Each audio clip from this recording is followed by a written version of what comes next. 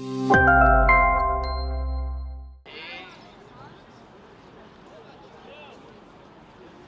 ارتوش حاصلات استقلال و خوجند روشن و ایست روشن و همچنین درباره بعضی از تغییرات ها گفتیم دوستانی عزیز مخصوصا در هیئت دسته وخش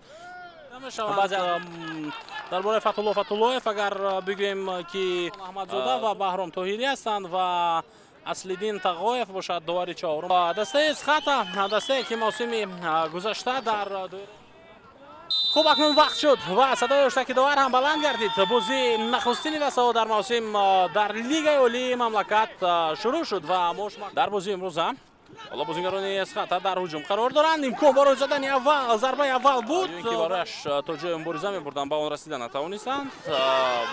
حالا خصوص دسته وحش اول قدمی اول خود را در موسم گذاشتند. بعد یک برخوردی به نهایت سخت اوسه برداشت با کنار میدان می رود برای دیدن اکران ور بازیگر برمیگشت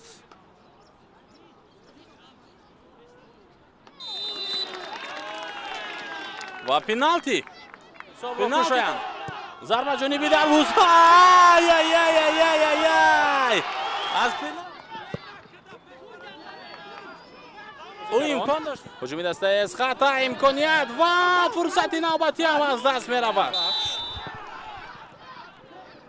برطرف می شود و یک ضربه دیگر اما اینجا از کنار ادامه و بعد حمله ارسال به داخل جریمه گل امکانیت ضربه و گل وخش حساب را میکشاید. بله اینجا با زدن از اولین فرصت خوبی خود بازیگران وخش استفاده میبرند. ارسال را ببینید توپدار به مرکز جریمه گل با آنجایی که بوس یک هجومی خوفناک دیگری بازیگران وخش مرکز جریمه گل و فرصت از اینجا برای زدن ضربه است.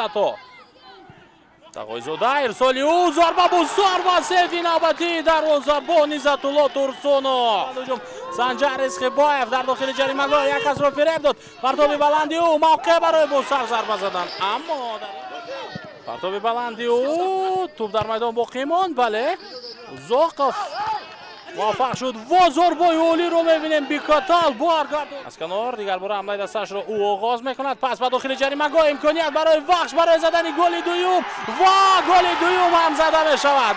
بله 2-0. ببینید از این موقع چگونه پاس داد این فوتبال بازم دسته خود رو 1-1 برآورده اما از این حالت استفاده کرده. پس او با مرکز حالت 1-1 با دروازه‌بان نوردین امرخولو فلکه در داخل جریمه گاه قرار دارد. ضربه او و چگونه نشان داد به دروازه‌بان که با کنار ارسال نوبتی به داخل جریمه گاه و توپ در دست دروازه‌بان و توپ را به رقیب داد و اینجا بعد ضربه زده حمیدالله عبدالحمیدов تو به دست سیاوش اسرارov رسید. حالا چی؟ صدای اشتراکی داور را شنیدیم. ضربه را هم دیدیم به مرکز دروازه و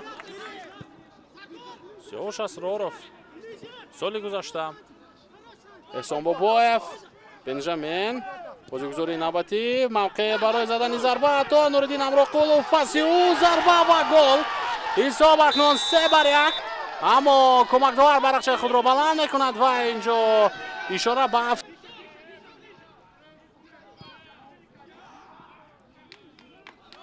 سرعت را میبینیم از کنار اینجا بازیگر آزاد است. پس داده میشود و ادامه حمله دسته وخش ارسال نوبتی به مرکز جریمه گل و با نوبتی محمد نسکف حرکتی به مرکز ادامه مییابد هجوم نوبتی دسته وخش. این دفعه شاید اکنون حمله‌گری این دسته به زدن گل دست یابد. بله گل سوم دسته وخش زده میشود اخیراً از جونی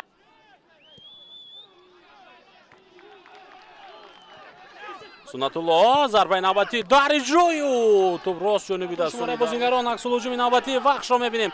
پس به کنار نوردین امرخولov میتواند در حالت افساید باشد. ارسال او به مرکز جریمه گاه و توپ در دست حمیدov و توپ را گرفت. حالا اکنون این دفعه حمیدالله یک کس را فریب داد. ضربه او از مسافه دور. هجوم دیگری فوتبال بازان اسخطه امکانیت جایش حمیدالله عبدالحمیدov بلند به داخل جریمه گاه و توپ در دست دروازه‌بان. با همین اکنون صدر شد که داوری مرکز بلند میشود. بینندگان عزیز وضعیت دسته بخش با همین خوب گل ها حساب 3-1 شد و دسته بخش به اولین پیروزی خود در دور اول در لیگ اولی رسید. در برابر